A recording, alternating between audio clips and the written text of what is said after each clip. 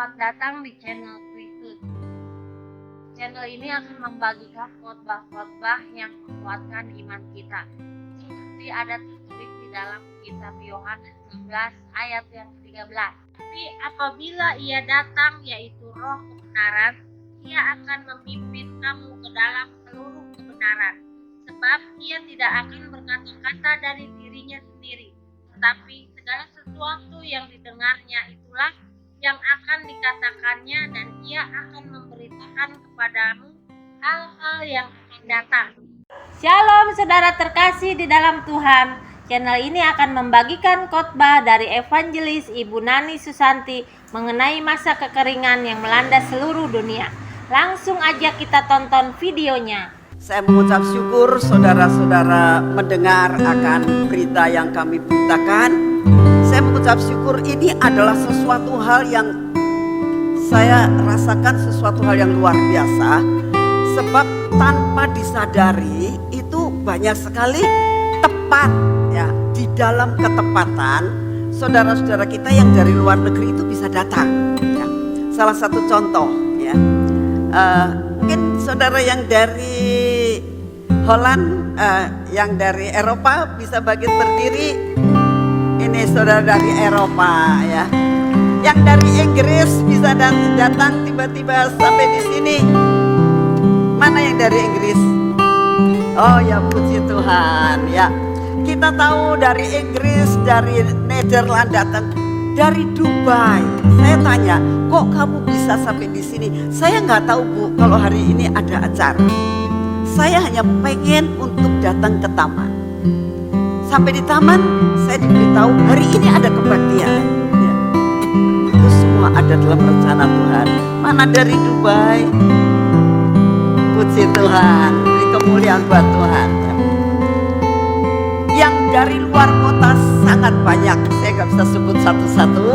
Ya, yang dari Jakarta, dari Bandung, dari Semarang, dari Jember, dari mana-mana ya, sampai dari Jepara ada yang datang ya. Saya sangat terkejut karena saya orang Jepara. Tiba-tiba dia bilang, tante saya ini masih ponakannya tante. Oh ya. Jadi saya mengucap syukur sekali ya. Mungkin sudah 50 tahun saya nggak pernah ketemu. Itu luar biasa banget dan bisa ketemu di tempat ini. Puji Tuhan banget, saya senang sekali hari ini. Karena hari ini ada sesuatu yang Tuhan sediakan. Saudara, hari ini itu kita akan membuat persiapan jiwa dan hati kita tentang preparation for financial freedom. Saudara, saya terus terang ngomong sama saudara ya. Saya pada saat dapat tema ini, saya takutnya luar biasa. Saya sangat takut. Karena apa? Loh, kenapa Ibu Nani ini bisa takut sedangkan ini kan sesuatu hal yang sangat luar biasa. Kenapa takut? Takut saudara. Terus terang, saya takut menerima akan tema ini. Ya, sangat takut saya. Saudara, kalau saudara melihat, mendengar ya, yang kenal saya, yang dengar banyak khotbah-khotbah saya tidak pernah untuk membahas tentang finansial ya. Kebanyakan saya itu diajar Tuhan tentang keintiman ya. Tentang bagaimana berdoa ya. Bagaimana Tuhan ajar saya, bagaimana pembentukan karakter dalam kehidupan ya. Hampir semua khotbah saya itu tentang itu. Jadi hampir tidak pernah membahas tentang finansial ya. Karena ini sensitif ya. Ini sangat sensitif sekali. Dan saya biasanya kalau mau membahas sesuatu, misalnya kalau bukan dari Tuhan, saya sangat takut dan tidak berani. Sangat tidak berani, sangat takut. Apalagi mendapatkan sesuatu hal yang dinamakan financial freedom. Waduh, itu benar-benar saya ketakutan sekali. Nah, Oleh karena itu, saya hanya minta kepada saudara pengertiannya, saudara. Sebab begini, kalau saudara mendengar tentang financial freedom, itu setiap orang punya pemikiran yang beda-beda, ya, sangat berbeda satu terhadap yang lain. Ada yang begini, ada yang wah ini mau apa ya, ini mau apa ya. Mungkin ada juga yang punya pemikiran, saya harap di sini tidak ada. Ya. Mungkin ada yang berpikir gini, Ibu Nani itu macam-macam aja. Mungkin ya, saya kira di sini nggak ada, mudah-mudahan tidak ada. Ya. Mungkin mengatakan begini, awal tahun, semua mendengarkan khotbah saya awal tahun, dikatakan kegelapan mulai melanda dunia, ya kan? Lalu dikatakan nanti akan banyak musibah, masa kekeringan akan datang. Ini kok tiba-tiba Ibu Nani bikin buat seperti ini, seperti orang gara-gara. Gitu ya. Mungkin ada yang seperti itu, ya. Kalau saudara tanya gitu, saya juga nggak tahu, saudara. Tapi satu hal yang saya tahu, bahwa Tuhan yang saudara dan saya sembah itu Tuhan yang Yahweh yang luar biasa. Dia punya kekuatan, kekuasaan yang melampaui batas akal manusia. Sebab begini, sebelum Tuhan bicara tentang kegelapan, Tuhan bicara bikin pelita. Ingat, masih ada nggak pelitanya? Ya, masih ada ya. Nah, tujuannya apa? Setiap kali kamu lihat, oh Tuhan, masa kegelapanku, pelitamu tetap menyala buat saya. Ya. Jadi sudah dikasih sesuatu hal penangkalnya. Pada waktu Tuhan katakan kemarau panjang terjadi, nanti akan terjadi seperti ini, bla bla bla bla. Tiba-tiba Tuhan itu bagikan anggur yang gede-gede, terus ada madunya. Masih ingat? Masih ingat? Siapa yang pada saat itu datang, coba angkat tangan. Aduh sayang ya, yang lain gak datang, ketinggalan. Ya. Tapi saya percaya suatu saat saudara akan ikut bersama-sama. Ya. Sudah diberikan sesuatu. Nah, sekarang ini Tuhan bicara tentang financial freedom. Saya percaya semua orang saat ini sangat membutuhkan yang dinamakan kebebasan dalam keuangan. Ya. Nah, apa sih artinya daripada financial freedom? Ini saya lihat di Google, saudara. Ya, ini lihat di Google. Saya bukan orang pinter buat mengerti, ya. Saya ini lihat di Google. Nah, di Google itu mengatakan begini. Financial freedom merujuk itu menjurus, ya. Merujuk itu menyatukan, ya. Pada kondisi keuangan, Jadi karena istilahnya kan finansial itu masalah keuangan. Nah, freedom itu bebas. Jadi merujuk pada kondisi keuangan di mana seseorang itu sudah memiliki tabungan, ya. Sudah memiliki investasi, sudah punya uang kas sehingga bisa mencukupi gaya hidupnya. Nah, itu seperti definisi antara arti daripada financial freedom. Jadi kalau seseorang dia, nah kita sekarang koreksi diri, aku ini sudah masuk dalam financial freedom belum? Ya. Aku ini kondisi keuanganku apakah sudah punya tabungan? Nah itu coba dipikir. Ya. Tapi nggak usah dijawab di sini. Ya. Jawab dalam hati aja. Apakah aku punya investasi? Kalau saudara tanya, Bu, investasi itu apa? Investasi itu adalah sesuatu perusahaan, ya. Sesuatu usaha, ya. Itu investasi. Investasi bisa berupa macam-macam, bisa berupa properti, bisa berupa ikut saham, ya, bisa berusaha bersama-sama dengan beberapa orang, itu namanya investasi. Aku menginvestkan, aku menaruh uangku kepada kamu, untuk kamu golangkanlah, ya, kamu lakukanlah, nanti kamu bagi-bagi hasil kekayaan atau hasil daripada keuntungan buat saya. Itu namanya investasi. Nah, sekarang pikir ya, apa sudah punya investasi? Saudara minta maaf, saya ini mau menerangkan semua sampai sejelas-jelasnya, sampai supaya orang tua juga ngerti gitu loh, ya, karena saya mau bagi hidup, ya. Lalu punya uang kas. Nah, uang kas, setiap orang pasti punya uang kas. Sebab apa? Ya, mau bayar listrik, ledeng pun perlu ada uang kas. Yang dimaksudkan di sini uang kas itu uang kas lebih, ya, artinya begini, kita dikasih uang sama suami kita atau usaha kita. Oh, ini sebulan kamu butuhnya berapa? 2 juta misalnya.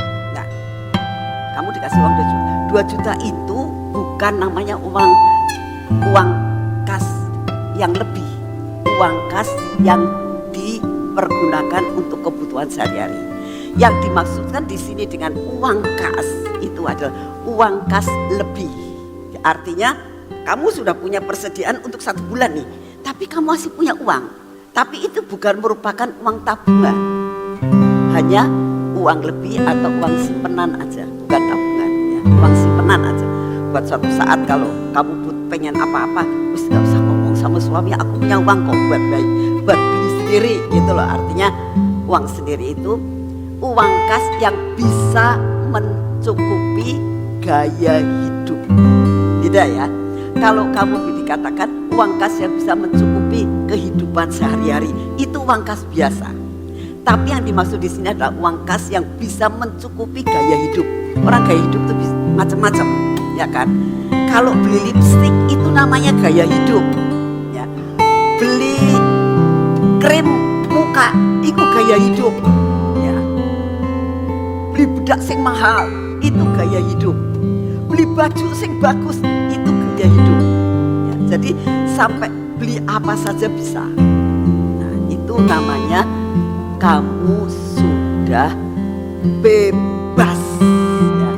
Sudah dikatakan tidak mengalami masalah dalam bidang keuangan. Nah, sekarang saya mau tanya,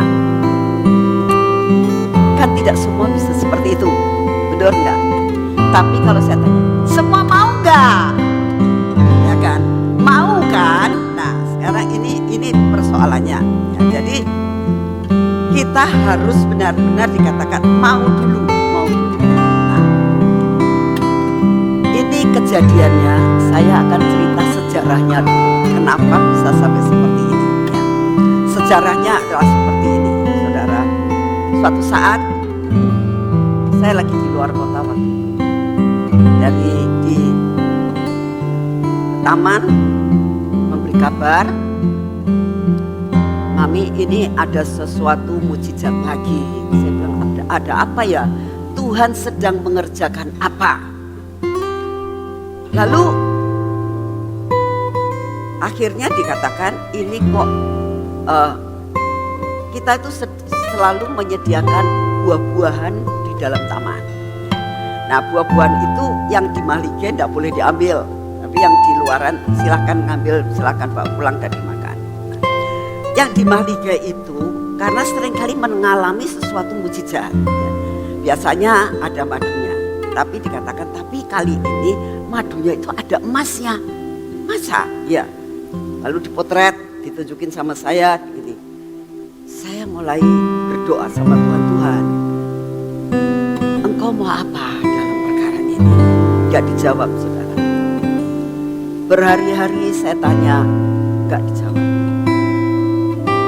Sampai ada beberapa dari anak taman ngomong, Mami, saya dapatnya begini. Tuhan akan memberikan kelimpahan, Tuhan akan memberikan masa keemasan, itu dan sebagainya. Saya bilang amin. tapi belum klik di hati saya.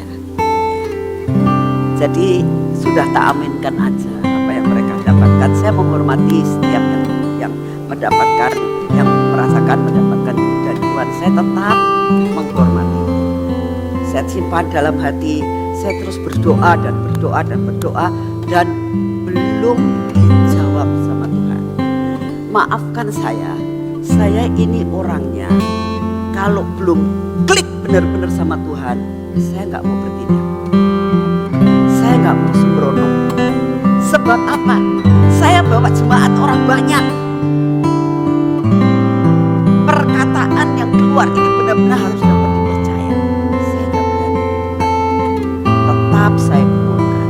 Sampai beberapa orang mengatakan Ibu Nani itu lelet, katanya ya. Kok lama banget? Ya biarinlah kamu ngomong saya lelet, gak apa-apa. Asal Tuhan gak ngomong saya lelet ya. Seapapun yang saudara katakan terhadap diri saya, wis mental lah, saya sudah biasa diomongin orang.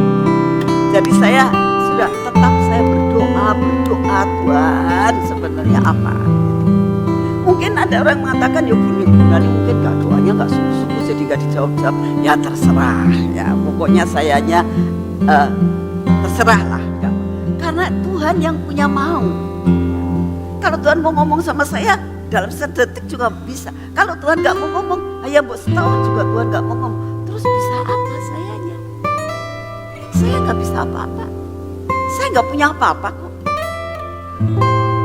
Itulah sebabnya sampai pada suatu saat, saya masih ingat tanggal 22 pada saat itu biasa saya itu setiap malam, tengah malam itu selalu dibangunkan Tuhan untuk ke toilet. Jadi bukan merupakan sesuatu hal yang spektakuler kalau tengah malam saya bangun. Saya bangun, saya ke toilet, kamar mandi. Biasa selesai dari kamar mandi, saya langsung naik tempat tidur, blek tidur, gulingan tidur saya. Kok gak bisa tidur sayanya? Klipak sana, klipak sini, klipak sana, klipak sini, terus gitu. Tuhan kok gak bisa tidur sayanya? Nah itu tuh sekitar jam 1 lebih 10 menit. Pada saat saya dibangunkan tuh jam 1 lebih 10 menit. Sampai sekitar jam 2 itu gak bisa tidur sayanya. Nah kok gak bisa tidur ya sayanya? Tapi saya tidak punya pemikiran bahwa Tuhan bicara sama saya.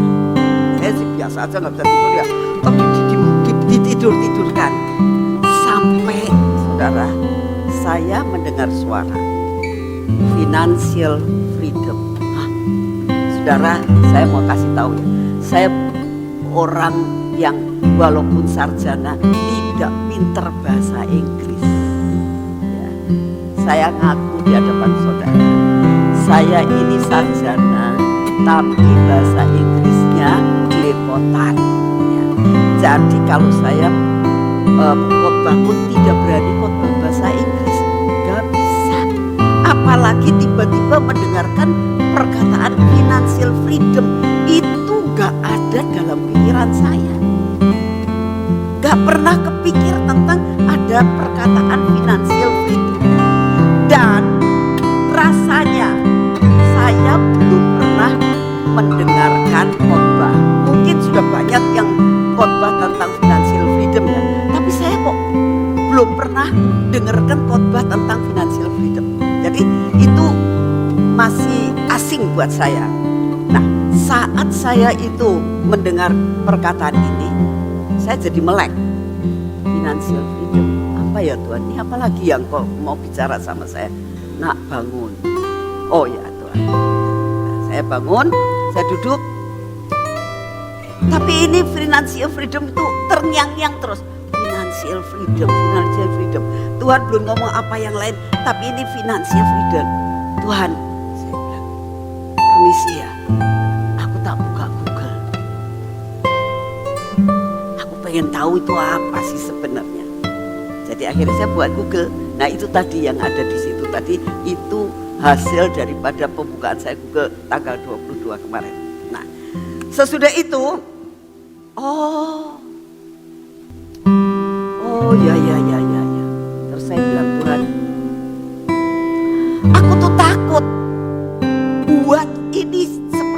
aku takut. Tuhan ngomong, kenapa kamu takut? Takut Tuhan, ini gak main-main loh, aku takut. Terus Tuhan katakan, katanya kamu itu minta jawaban kenapa aku itu ngasih madu sama emas di sana. Iya, ini jawabannya. Oh, jadi madu itu adalah suatu manifestasi yang engkau kasih tahu bahwa engkau akan membuat financial freedom, gitu tak Tuhan? Iya, ya itulah namanya madu financial freedom. Ya, sudah bagus sekali, bagus. Tidak pernah saya pikirkan, tidak pernah timbul dalam hati, itu yang Tuhan berikan. Selesai itu, saya bilang Tuhan, saya takut. Saya terus terang, saya takut Tuhan. Untuk membuat seminar maupun khotbah tentang ini, aku takut Tuhan, aku takut. Terus terang saya selalu katakan. Lalu Tuhan katakan gini, yang bikin kamu takut apa? Ya takut sayanya, karena ini tuh sensitif banget. Lalu Tuhan katakan, nak, kamu tahu gak sih kenapa aku suruh kamu untuk membuat ini? Saya bilang saya gak tahu. Karena kamu sudah ngalami. Oh, apa saya ngalami ya? Kamu itu sudah praktek, tapi kamu gak pernah teori. Kamu sudah melakukan segala sesuatu, sehingga kamu saat ini itu sudah mengalami apa yang dinamakan dengan financial freedom. Oh, saya diam. Nah, saya diam, lalu kan merenung. Financial freedom, katanya itu apa tadi? Ini ya, menunjuk pada kondisi keuangan di mana seseorang mempunyai tabungan. Kamu punya tabungan enggak? Punya. Kamu punya investasi enggak? Punya. Kamu punya uang kas yang bisa mencukupi gaya hidup enggak? Punya. Berarti kamu sudah masuk di dalam financial freedom. Oh Tuhan, saya jujur di hadapan saudara, semua anugerah Tuhan. Kalau dikatakan, apa kamu punya tabungan? Punya. Punya investasi? Punya. Punya uang kas yang bisa mencukupi gaya hidup saya? Punya. Berarti kamu itu sudah financial freedom. Jadi kamu mau ditakutkan apa lagi? Oh ya Tuhan. Tapi beri aku kemampuan, beri aku ajaran ini, aku gak tahu caranya bagaimana. Nah dari situ Tuhan mulai ngajar saya. Ngajar saya. Jadi saya mau sampaikan kepada saudara saat ini bukan rekayasa saya. Bukan kepinginnya saya. Karena saya tidak kepingin untuk membuat seminar maupun khotbah tentang hal ini. Ini saya hanya sebagai saluran yang dipakai Tuhan untuk menyampaikan apa yang Tuhan mau, dan saya sampaikan kepada saudara. Kalau saudara merasakan ini dari Tuhan dan aku mau menangkap semuanya dari Tuhan, aku mau menjalankan semua dari Tuhan, saya percaya apa yang Tuhan berikan kepada saya terimpartasi dalam hidup Tuhan.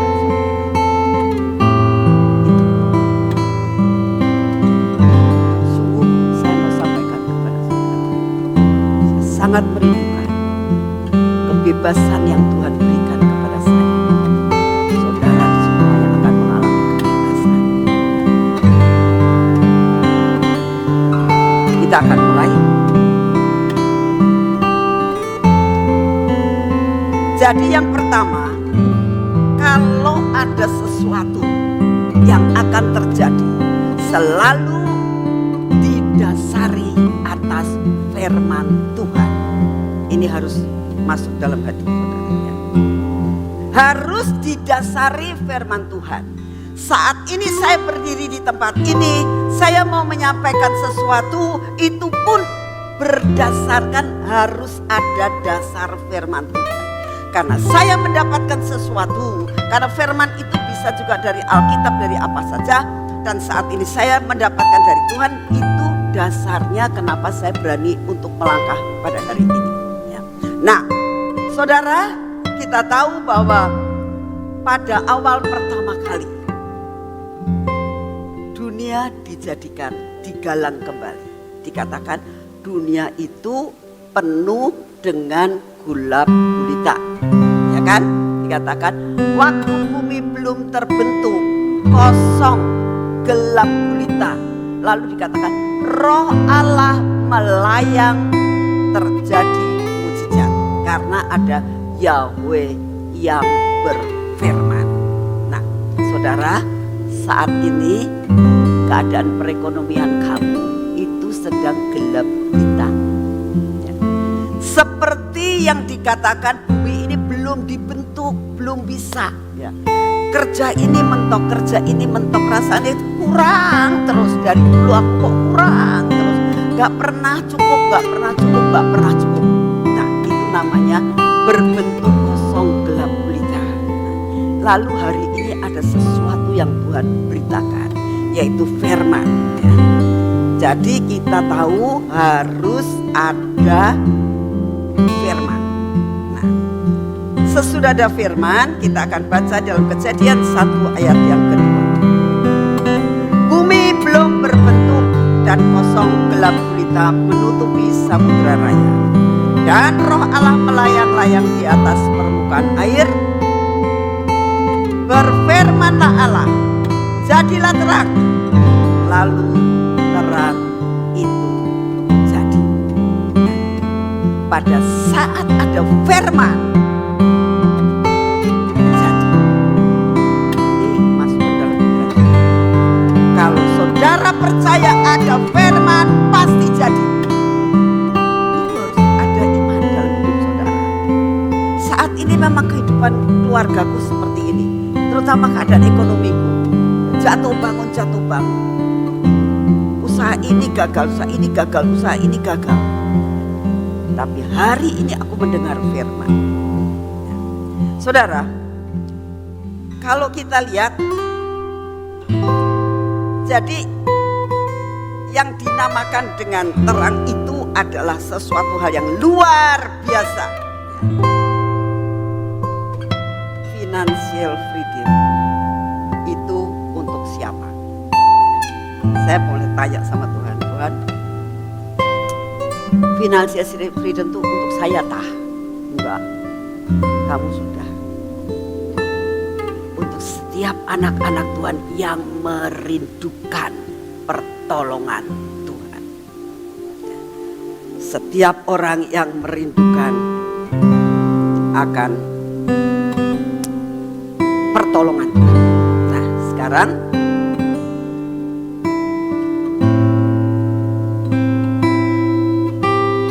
apa yang harus kita lakukan? Kriterianya apa? Apa yang harus kita lakukan? Saya harap saudara itu perhatikan sungguh-sungguh ya, supaya jangan sampai saudara itu nanti miss akhirnya.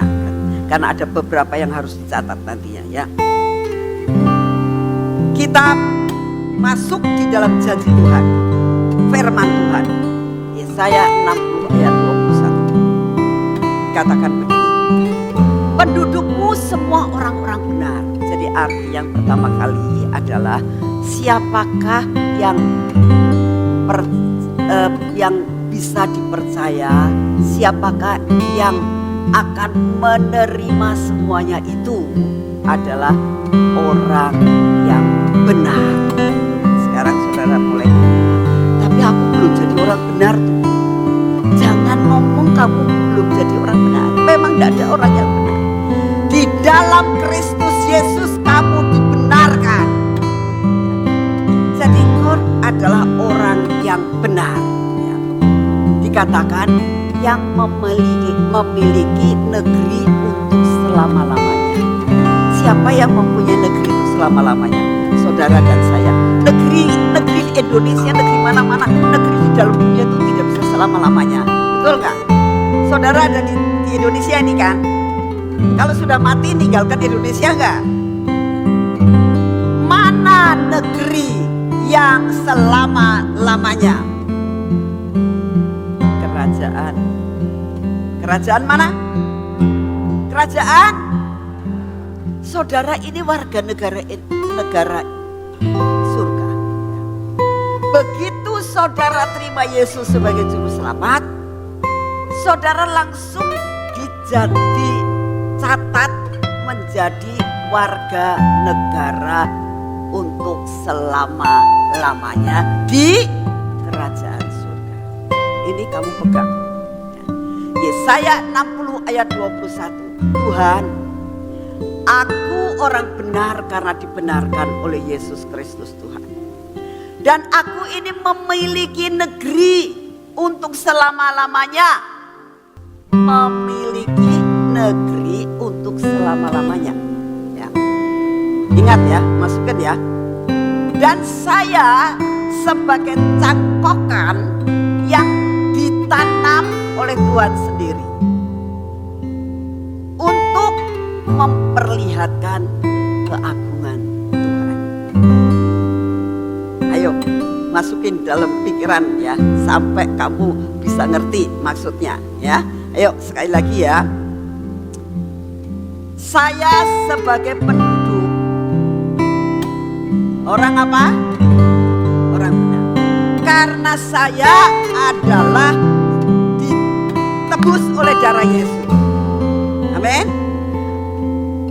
Berhak memiliki negeri selama-lamanya, yaitu kerajaan surga. Saya itu dicangkokkan, ditanam, dicangkokkan supaya memperlihatkan keagungannya. Amin. Ya. Coba kita baca dalam The Message lebih jelas lagi. Lebih jelas lagi. Ini nyatakan semua orang, saudara orang kan, termasuk saudara saya ini orang nih ya. Anda akan hidup benar dan baik dan mempunyai kepemilikan permanen atas tanah. Kamu akan mendapatkan permanen pemilikan tanah di surga dan di bumi. Percaya yang belum punya rumah, waktunya tiba kalian punya rumah. Kita ini dikatakan tunas hijau yang Tuhan tanam, ditanam dengan tanganku sendiri, kata Tuhan. Aku ini tunas muda yang ditanam oleh tangannya Tuhan sendiri untuk menunjukkan kemuliaannya. Ajaib gak sih? Ajaib gak? Ingat loh, ini sangat ajaib. Ini sangat ajaib. Mau kita declare? Maju, ayo pakai berdiri ya, kita declare ya. Itu tak tulis di situ ya, enggak dia declare-nya ya. Saya declare begini. Ikutin saya aja ya. Inilah janji Tuhan kepada saya. Oleh karena itu saya berkata, akulah tunas hijau yang ditanam di taman Tuhan dengan tangan Tuhan sendiri untuk menunjukkan kemuliaan Tuhan. Amin. Silakan. Ingat ya, ini janji Tuhan dalam Yesaya 6. Lalu janji yang kedua, kita baca di dalam janji tentang Yohanes 10 ayat 10. Saudara, ini ayat-ayat juga Tuhan kata, kamu baca ini, kamu baca ini, kamu baca ini. Jadi ini semuanya itu saya dapat dan saya tinggal nyatet saja. Yohanes 10 ayat 10 dikatakan, aku datang supaya mereka mempunyai hidup dan mempunyainya hidup dalam kelimpahan. Terus terjemahan dari The Message lebih jelas lagi. Dikatakan begini, aku datang agar mereka bisa memiliki hidup yang nyata dan kekal. Nyata nyata dan kekal. Nyata itu hidup di dunia, kekal hidup di surga. Ngerti nggak? Ya. Terjemahan bahasa The Message ini, aku datang itu untuk kalian semuanya, untuk saudara dan saya. Untuk saudara dan saya itu bisa memiliki hidup yang nyata, bisa dilihat orang. Oh, kamu tuh anak Tuhan, diberkati. Ya. Yang nyata bisa dilihat, bisa jadi contoh. Dan kekal untuk selama-lamanya. Nah, lihat, hidup yang lebih dan lebih baik. Lebih dan lebih baik dari yang pernah kamu impikan. Ya, ini arti daripada Yohanes 10 ayat 10. Kamu mimpikan sepeda dapat motor. Itu kan lebih dari yang kamu impikan, benar gak? Kamu pengen rumah tipe 45 dapat rumah gede. Itu namanya lebih daripada yang aku impikan. Saudara, lebih dari satu yang diimpikan tuh, saya mau kesaksian. Suatu saat saya pindah ke kota ini dan saya tinggal di satu rumah ukuran 164, kurang lebih 164. Rumahnya di Jalan Bima, sekarang dibeli sama Pak Jimmy. Ya. Nah, sekarang masih ditempati sama anaknya Pak Jimmy. Nah, rumah kecil 164. Nah, saat saya menikah, saya tinggal di situ. Saya itu sudah nyaman tinggal di situ, saudara. Sungguh nyaman, enak. Kamarnya 3. Saya sudah senang. Hidup saya diberkati Tuhan. Sudah senang. Cukup buat saya. Saya bilang cukup Tuhan. Aku punya rumah ini aja sudah cukup. Kapsia sama Engkau. Sungguh. Tapi yang jadi masalah adalah Tuhan suruh bikin persekutuan. Nah, persekutuan diadakan di rumah itu, di Jalan Bima itu. Dari orang 7 sampai akhirnya orang 30. Sesek gak cukup. Sesek aja gak ada tempat. Sampai di kamar-kamar. Saya doa, Tuhan, kalau buat saya cukup punya rumah segini cukup. Tapi aku jaluk minta rumah persekutuan aja. Buat persekutuan aja. Dan singkat cerita, Tuhan tidak kasih rumah persekutuan. Saya dikasih rumah gede dan rumah persekutuan, yaitu yang di Jalan Kesabi. Nah, jadi saya jadi koster. Lumayan kan? Ada persekutuan, saya boleh tinggal di situ. Wah, luar biasa. Ini yang dinamakan engkau akan hidup lebih dan lebih baik dari pernah yang engkau impikan. Saya nggak impikan apa-apa, Tuhan kasih lebih. Terus ada masalah lagi di rumah saya karena terlalu banyak, ada 400 orang yang ikut persekutuan. Jadi akhirnya gak boleh lagi. Tuhan minta tempat persekutuan.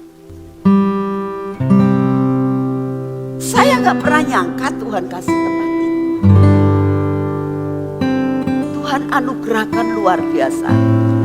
Ini contoh daripada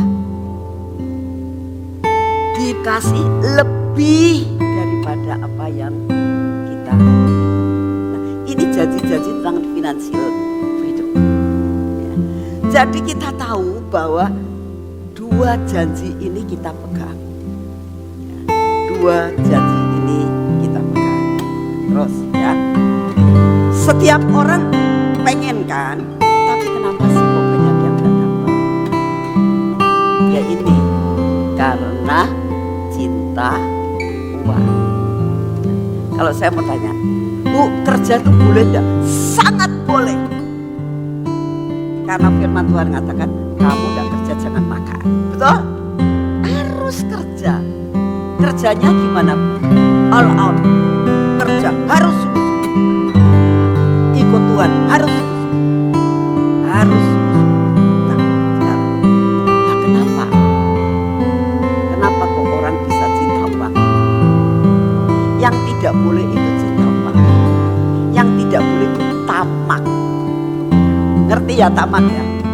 Tamak itu pengen cepet kaya, apa saja dihalalkan yang bikin cepet kaya, itu yang tidak boleh. Kalau kaya sangat boleh. Bu, punya mobil bagus boleh enggak? Sangat boleh. Tuhan senang kalau kamu punya mobil bagus. Bu, punya baju bagus boleh enggak? Boleh. Bu, punya rumah bagus boleh enggak? Boleh. Itu anugerah Tuhan. Yang tidak boleh apa? Cinta uang. Bu, punya tabungan boleh enggak? Boleh. Bu, punya uang banyak boleh enggak? Boleh. Yang tidak boleh apa? Cinta sama uangnya. Itu yang enggak boleh. Nah, sekarang kita akan bahas yang dinamakan cinta uang mata duitan itu kayak apa? Apa matane duit-duit melulu? Enggak, maksudnya begini nih saudara ya. Uang lebih dari segala-galanya. Uang, kalau kamu seneng uang lebih dari segala-galanya, itu namanya cinta uang. Contoh, saudara ini janjian sama orang untuk bisnis. Tahu, wah ini tak hitung-hitung menghasilkan luar biasa banget. Terus orangnya ngomong gini, tapi saya bisanya hari ini jam 7 pagi, sok malam. Aduh, anak persekutuan sih. Gimana ya kalau jam 9? Enggak bisa. Besok gimana? Enggak bisa. Bisa hari ini. Nah, sudah pikir hari persekutuan sekarang itu ada streaming, ya. Nanti malam aku bisa streaming maning. Ini kesempatan. Tuhan ampuni saya. Kesempatan itu. Enggak persekutuan. Nah, itu namanya cinta uang. Ya, lebih dari Tuhan. Nah, yang itu yang enggak boleh. Makanya pada saat kamu ketemu, ternyata itu yang namanya berkatnya ada sayapnya, brar, terbang. Loh, iya, kamu punya cinta uang, belum bisa dipercaya nak kamunya. Jadi berkatnya tidak tak kasih. Jadi kenapa banyak sekali kita itu berkat-berkat suka terbang? Koreksi diri, karena kita cinta uang lebih daripada Tuhan. Ya, kita akan belajar hari ini tentang Filipus.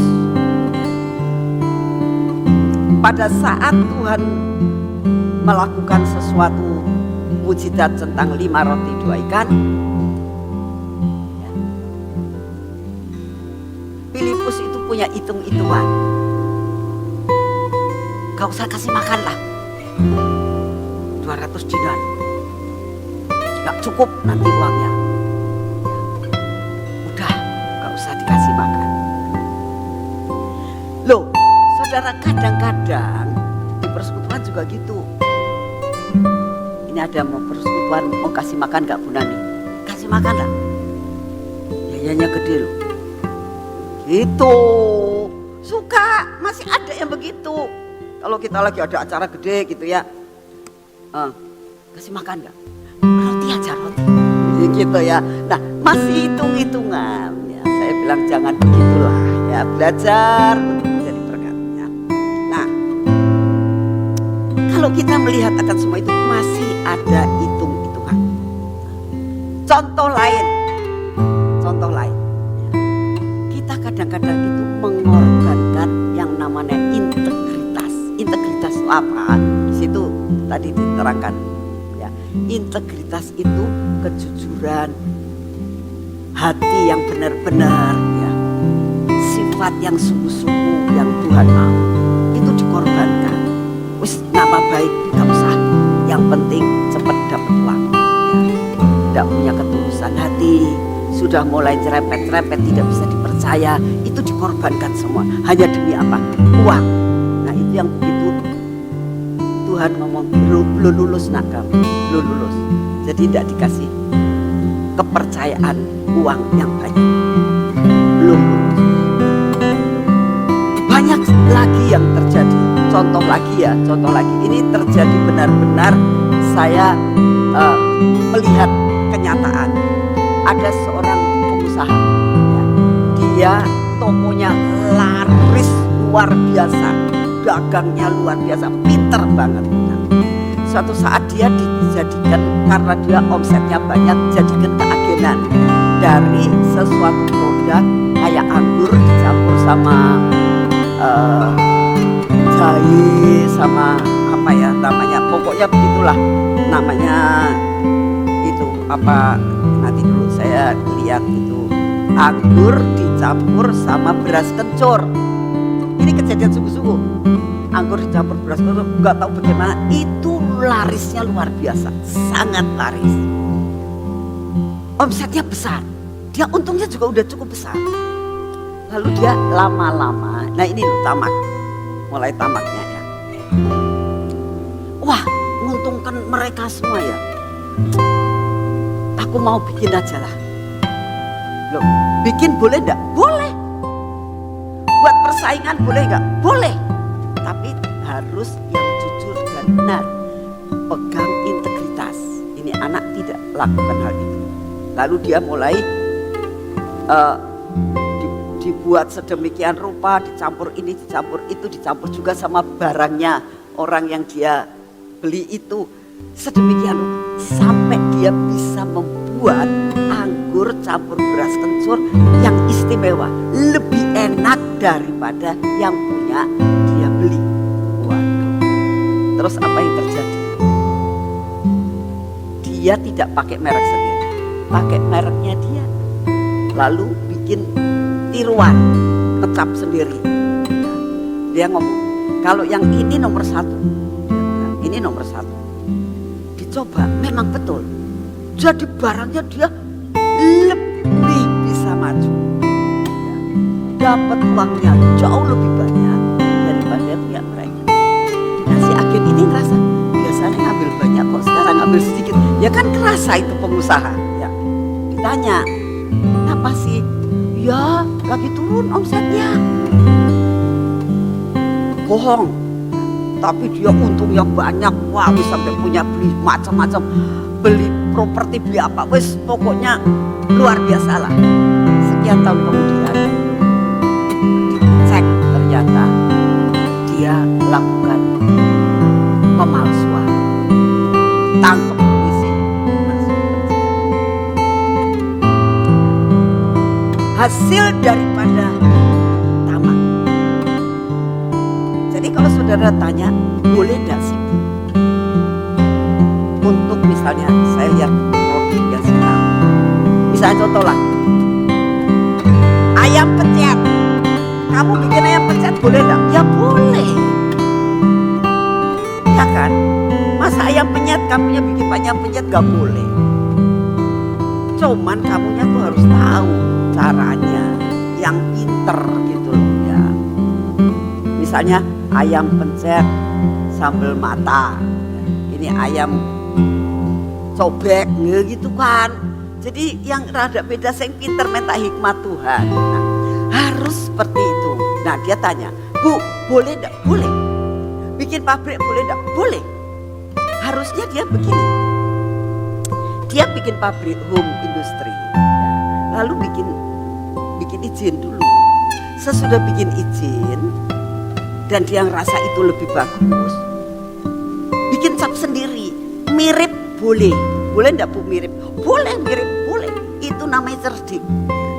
Loh, sungguh mirip boleh enggak? Mirip boleh, tapi enggak boleh plek niru. Ya, mirip boleh. Jadi sesudah itu apa yang dilakukan? Kamu pergi ke Jakarta, patenkan. Punya paten ini, merek saya. Jual, tidak apa-apa. Dia mau misalnya mau ngesu kita, mau midanakan kita, gak bisa. Aku punya izin, aku sah. Orang kerja perlu cerdik. Cepet kaya, pengen kaya, boleh, asal jangan berbuat dosa, jangan tamak. Itu yang Tuhan mau. Kalau tidak tamak, Tuhan akan memberkati. Dikatakan, kowe lulus nak tak cangkokkan, tak tanam sendiri, dan kau akan mengalami perkara-perkara yang luar biasa. Amin. Nah, sekarang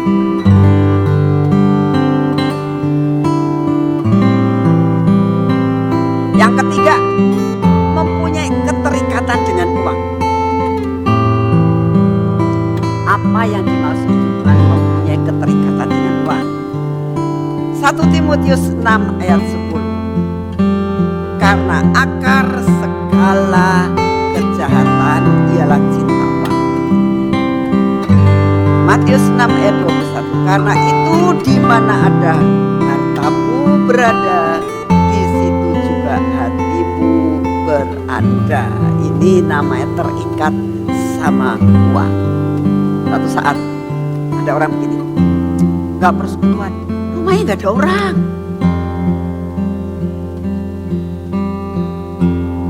Mau apa? Mau pergi mana? Gak bisa ditinggal. Kenapa? Rumahnya gak ada yang nungguin. Terikat banget. Lu ada yang terikat sama anjing? Ayo jujur, siapa ya? Kenapa gak bisa? Loh, suami saya dulu terikat sama burung. Kalau kita ini sudah mulai Juni, Juli itu kan suka kita pergi keluarga. Ayo lah Pak, aku bilang gini. Sing mangan sopo? Burungnya pirang-pirang tuh. Sangat terikat kepada burung, saudara. Ya.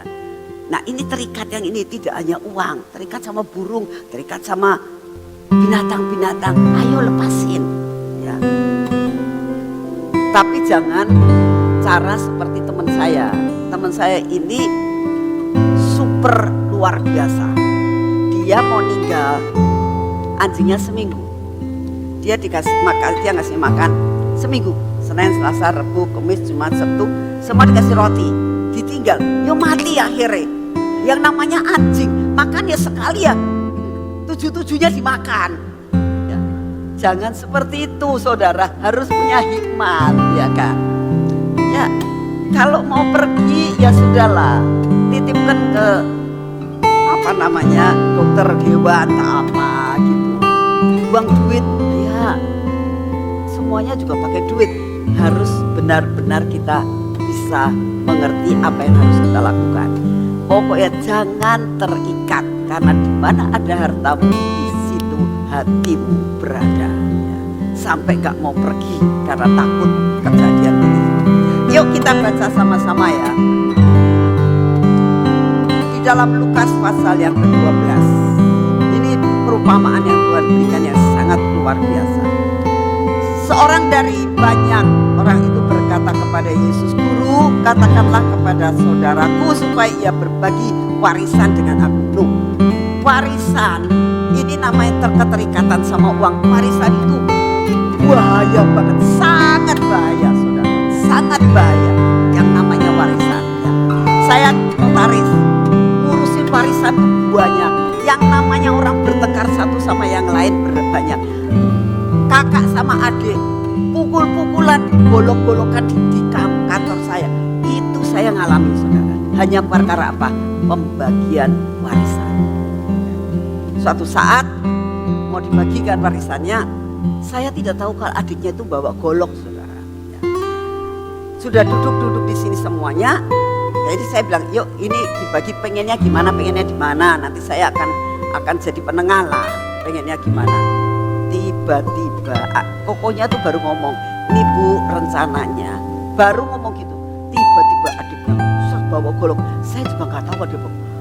Itu kakaknya mau digolok, saudara. Saya bilang, Pak, ini kantor Pak. Saya bilang, ambil goloknya turun. Tidak ada masalah yang tidak bisa diselesaikan. Ya.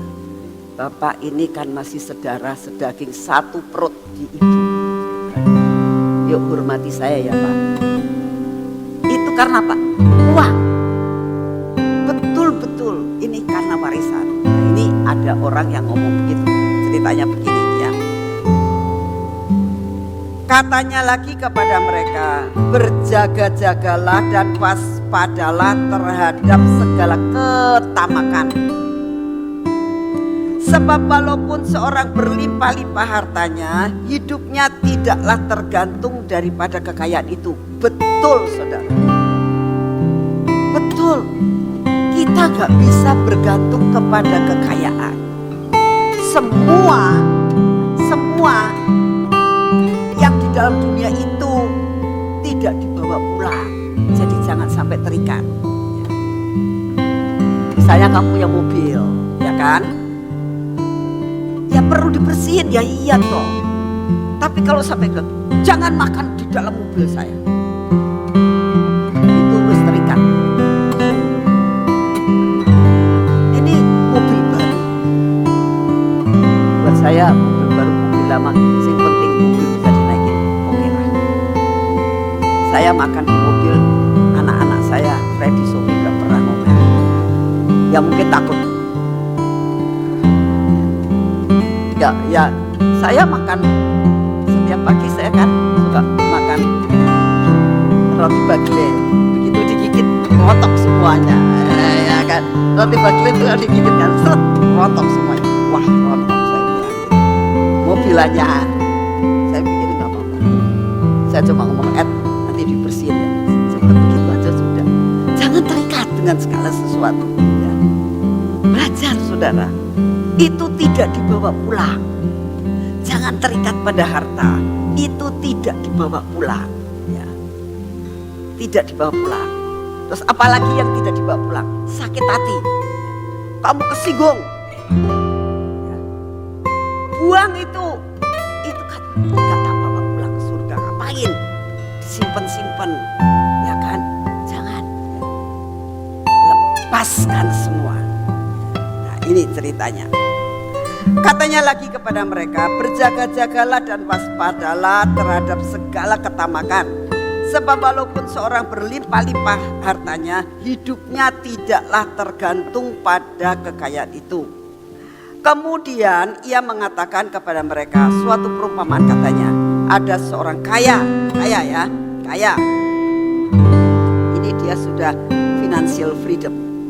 Tanahnya berlimpah-limpah, hasilnya luar biasa kayak Ishak. Ia bertanya dalam hatinya. Nah ini mulai bernostalgia. Apakah yang harus aku perbuat? Sebab aku tidak mempunyai tempat di mana aku dapat menyimpan hasil tanahku. Lalu katanya, inilah yang akan aku perbuat. Aku akan merombak lumbung-lumbungku dan aku akan mendirikan yang lebih besar dan aku akan menyimpan di dalamnya segala gandum dan barang-barangku. Boleh tidak? Boleh. Ia bertanya dalam hatinya. Terus inilah yang akan aku perbuat. Boleh tidak? Boleh. Yang tidak boleh apa? Ini. Sesudah itu aku akan berkata kepada jiwaku. Jiwaku, ada padamu banyak barang tertimbun untuk bertahun-tahun lamanya. Beristirahatlah, makan minumlah dan bersenang-senanglah. Nah ini yang tidak baik. Kalau nimbun barang boleh aja. Motivasi kamu apa? Nah. Tetapi firman Allah kepadanya, hai engkau orang bodoh, pada malam ini juga jiwamu akan diambil daripadamu, dan apa yang telah kau sediakan untuk siapakah itu nanti? Demikianlah dengan orang yang mengumpulkan harta bagi dirinya sendiri, jikalau ia tidak kaya di hadapan Tuhan. Bagaimana kaya di hadapan Tuhan? Jadi berkat. Jadilah berkat. Di mana Tuhan taruh, jadilah berkat. maka engkau akan lebih kaya lagi, lebih kaya lagi, lebih kaya lagi. Percaya, Tuhan akan menambah-nambahi hidup saudara. Kalau saudara mau jadi berkat untuk orang lain. Amin. Nah, ya. Kita contoh yang kedua tentang Nabal. Ya. Semua tahu kan? Nabal itu dikatakan istrinya Abigail, perempuan bijak dan cantik, tetapi laki-laki itu kasar dan jahat kelakuannya. Sekalipun dia keturunan Kaleb. Kaleb itu yang menikmati Hebron. Ya. Menikmati Hebron Kaleb. Tapi keturunannya tidak bisa mengerti apa yang menjadi isi hati Tuhan. Ya. Dia untuk dirinya akhirnya mati. Siapa yang menikmati hartanya? Daud. Ya jadi istrinya Nabi Gael sih numpang dompleng enak. Siapa yang menikmati? Daud. Jadi belajar ya, jangan terlalu pelit, saudara. Nah, saya mau tutup sebelumnya ini dengan satu kesaksian hidup saya. Ya. Saya pada saat di kota ini, ya, hidupnya saya biasa-biasa saja. Sampai akhirnya saya menjadi notaris. Ya biasa-biasa saja. Cuman saya merasakan waktu saya jadi notaris, Tuhan selalu buka jalan. Tuhan selalu buka jalan. Sampai suatu saat, saudara, ada seorang pengusaha yang tiba-tiba datang ke kantor saya dengan membawa setumpuk sertifikat. Kira-kira tumpukannya segini. Terus dia bilang begini, Bu, saya datang ke sini, ini sertifikat sudah hampir habis. Jadi minta tolong diperpanjang, hak guna bangunan diperpanjang semuanya, Bu. Saya pikir kok kayak pisan ya. Terus dia bilang, Bu, mau tahu sejarahnya kenapa Pak ini ada di tangan saya? Oh ya mau Pak. Ini punyanya orang yang terkaya di kota Cirebon. Namanya Go Jinbat. Oh ya Pak. Ya saya pernah dengar Pak. Orang Cina terkaya di kota Cirebon. Ya, ya. Tanahnya seluruh Cirebon, Bu, tanahnya. Oh iya Pak. Ya. Kaya banget. Meninggal, jadi hartanya dibagi-bagi, sebagian diserahkan kepada kami. Oh, gitu ya Pak. Ya. Terus akhirnya dalam relatif singkat saya itu dapat uang banyak, saudara. Karena otomatis perpanjangan itu saya dapat duit banyak. Untuk cari duit, aduh gampang sekali, bener-bener diberkatilah.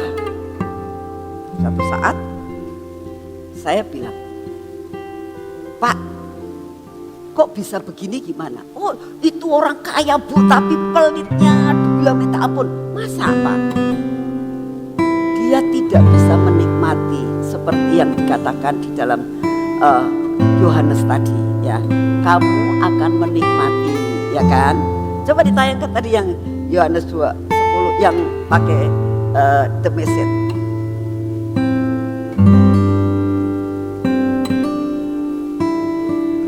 Ya. Aku datang agar mereka bisa memiliki hidup yang nyata dan kekal, nyata di dunia dan di akhirat. Dia nggak bisa begitu, saudara. Ya. Saking pelitnya sampai begini. Itu duitnya banyak, saudara. Tanahnya banyak, saudara. Tapi apa yang dikatakan dia tuh terlalu pelit, tidak bisa menikmati apa yang dinamakan nyata dan kekal. Suatu saat dia itu pergi ke toko beli roti. Kalau orang tua kan sukanya roti Maria, tahu kan roti Maria regal itu. Tapi zaman itu gak tahu ada regal nggak tahu kan. Pokoknya dia beli roti, yang ngomong, yang beli tahu ini orang terkaya di Cirebon. Jadi dia ngomong, cek mau beli yang kalengan cek, bisa disimpan. Gak mau. Cek belinya yang mana? Yang kiloan aja. Apa cek? Ya Pak sama aja yang kiloan aja. Kiloan kan lebih murah dari kalengan. ya bener sih, ya hemat kok, hemat.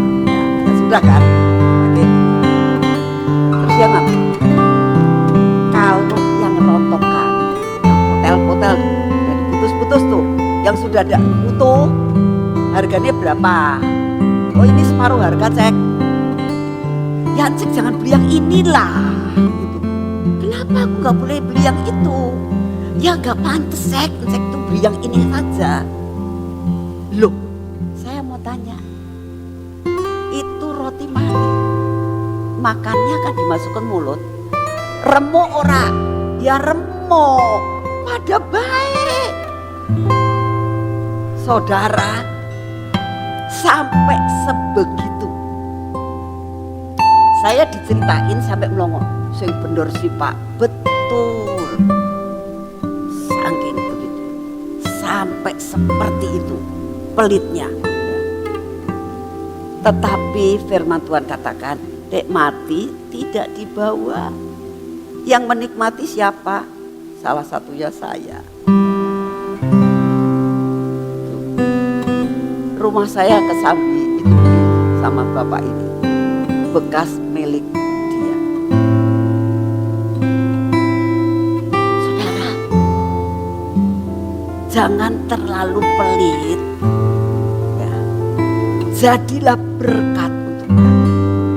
Kamu akan diberkati. Amin. Jangan terikat dan jangan terikat. Ya, contoh ya.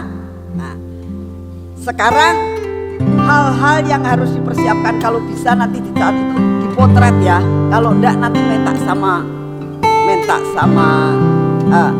multimedia ya. Sebab ini penting. Jadi apa yang dilakukan? Yang pertama, melepaskan diri dari cinta uang, tamak, dan keterikatan. Ya, ini cinta uang, tamak, dan terikat. Ini yang harus dilepaskan. Ini yang harus dilepaskan untuk selama masa di mana kita mencapai nanti tanggal 19 September. Sepanjang ini sampai 19 September kamu harus melepaskan diri dari itu. PR ini untuk mengawal janji. Mengawal janji. Cinta uang, tamak, terikat sama uang. Ini harus hilang. Yang kedua, mempersiapkan diri dengan cara memerangi kelemahan yang di atas. Memerangi kelemahan yang di atas. Itu memerangi cinta uang. Diperangi ya. Tiap hari diperangi cinta uang, diperangi tamaknya, diperangi terikat sama uang. Tiap hari ya. Lalu doa puasa. Doa puasa. Saya minta saudara kalau mau masuk dalam terobosan ikuti ya. Ikuti. Harus doa puasa. Ya. Puasanya mulai dari 7 Agustus sampai 17 September. 7 Agustus sampai 18 September. 17 September ya, sampai 17 September ya. Catat ya. Bagaimana puasanya? Nah, tak kasih beberapa pilihan ya. Puasa itu boleh setengah hari ya. Cara puasa nih ya, untuk usia 16 tahun ke atas sampai 60 tahun ya. Puasanya setengah hari. Boleh minum air putih ya. Jangan kalau air nanti minum kaldu sop ya. Usia 16 tahun ke atas sampai 60 tahun puasanya setengah hari. Boleh minum hanya air putih ya. Mulai dari jam 9 malam sampai jam 1 siang besoknya. Ya. Jam 9 malam sampai besoknya jam 1 siang. sampai 60 tahun puasa dari jam 9 pagi boleh sampai jam 6 sore, hanya minum air putih. Jadi boleh ngambil yang satu atau boleh ngambil yang dua. Di atas 60 tahun bebas tidak puasa. Tapi kalau mau puasa boleh untuk memerangi kelemahan-kelemahan dalam ikatan-ikatan hidup saudara dan saya. Ini Tuhan yang ngomong loh, bukan saya. Saya bilang, kok kenapa ya Tuhan umur 60 kok dibebaskan? Cukup nah, sebab banyak metabolisme orang-orang tua yang umur 60 tuh itu. Dan yang kedua, biasanya orang umur 60 wis ora kerja, wis ora butuh terobosan. Nah, ya toh, ndak butuh terobosan. Sing butuh iku umur 20 sampai 60 tahun masih kerja. Nah, buat orang tua, supportlah anak-anakmu dengan doa supaya mereka mengalami terobosan. Ya, jelas ya. Nanti bisa minta sama ini yang mau dipotret. Sekarang pokok doa.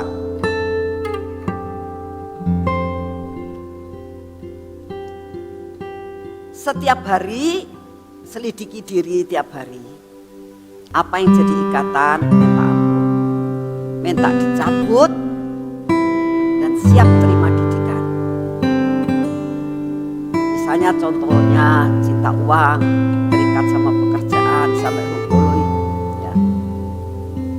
Rasanya kaki jadi kepala, kepala jadi kaki, kerjanya jungkir balik. Nah, yang itu Tuhan, aku lepaskan aku dari perkara yang seperti ini, ya.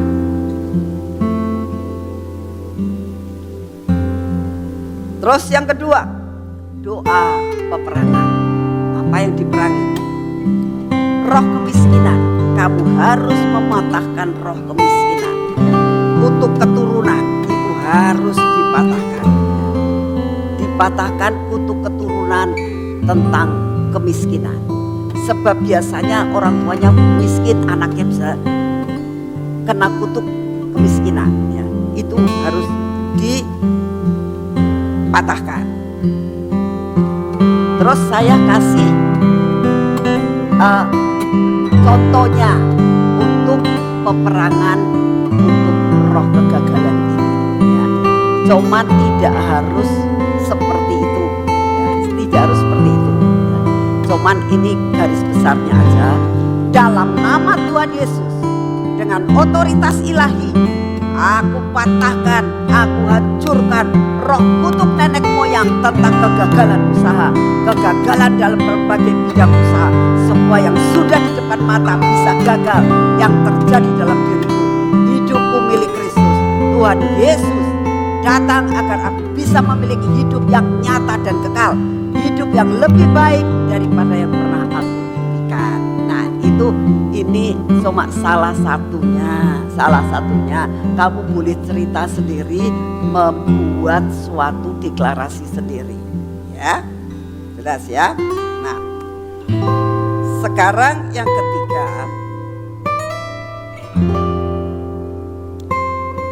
kita bisa katakan dalam nama Tuhan Yesus, dengan otoritas ilahi, aku patahkan, aku hancurkan roh yang selalu berdagang sama Tuhan, selalu melakukan perhitungan dengan Tuhan. Nah, itu harus begitu ya. Kita minta jangan dagangan sama Tuhan, ya. Jadi itu yang harus dilakukan. Ini sih cuman garis besarnya saja. Kalau orang Mahanaim lebih pintar buat deklarasi, lebih luar biasa, ya. Boleh ditambahi, ini cuman garis besarnya saja, ya. Boleh ditambahi sampai jelimet, boleh, untuk memerangi hidup saudara, ya. Puasanya 7 Agustus sampai 17 September. Kemarin tadi Ibu Iin ngomong begini sama saya, Bu Nani, itu kalau mau bagi itu Rosasana, sudahlah gabungan aja, jangan orang Sion saja. Jadi maksudnya piye to Bu? Gawe bahtera wae. Wis kabeh kongkon kumpul ning kene. Semua suruh kumpul di sini. Saya bilang sepakat. Jadi nanti tanggal 19 September itu acara bahtera untuk membagi yang namanya madu yang bercampur dengan emas. Itu glitternya luar biasa. Cuma saya berdoa, saudara harus supaya cukup, sebab itu hasilnya dari surga. Kalau tidak cukup bagaimana? Ya, minta sama Tuhan. Tuhan cukupkan segala-galanya. Saya mau tanya, wis jelas belum itu? Hah? Sudah jelas? Nangkep? Nah, mulai nanti mintalah kepada Muti kira-kiranya apa pokok-pokok doa. Pokok doa boleh ditambah, pokok doa boleh ditambah. Ini cuma sekedar gambaran saja, ya. Yuk kita saat ini masuk dalam Dukung channel ini dengan cara subscribe, like, comment, and share supaya channel ini dapat membagikan khotbah-khotbah yang membangun iman kita. Terima kasih. Shalom and God bless you all. Ya. Firman Tuhan hari ini kita buka dari Yesaya 41 ayat 10. Janganlah takut sebab aku menyertai engkau, janganlah bimbang sebab aku ini Allahmu. Aku akan meneguhkan, bahkan akan menolong engkau. Aku akan memegang engkau dengan tangan kananku yang membawa kemenangan. Bagi saudara yang ingin mengikuti Zoom atau ingin didoakan, hubungi nomor admin yang ada di kolom deskripsi. Selamat menyaksikan, Tuhan Yesus memberkati. Zaharia 9 ayat 9. Bersorak-soraklah dengan nyaring, hai putri Sion, bersorak-sorailah, hai putri Yerusalem. Lihat, rajamu datang kepadamu, ia adil dan jaya. Ia lemah lembut dan mengendarai seekor keledai beban yang mudah. Zaharia 7 ayat 9-10.